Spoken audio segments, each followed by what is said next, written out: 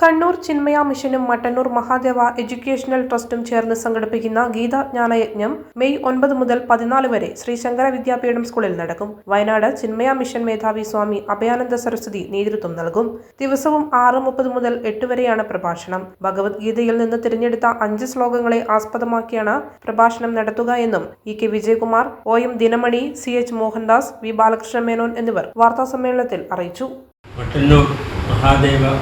Education trust നടത്തുന്ന ഒരു ശ്രീമദ് ഭഗവത്ഗീത ജ്ഞാനയജ്ഞം മറ്റന്നാൾ മുതൽ 14 തീയതി വരെ വൈകുന്നേരം 6:30 മുതൽ 8 മണി വരെ സ്വാമി അഭയാനന്ദ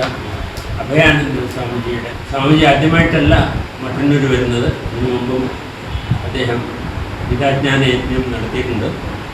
അപ്പോൾ അദ്ദേഹം മട്ടന്നൂരിലെ ഭക്തജനങ്ങൾക്ക് സുപരിചിതനാണ്. ഈ ജ്ഞാനയജ്ഞം നടത്തുന്നത് ഗീതാ പഞ്ചാമൃതം എന്ന പേരിലാണ്.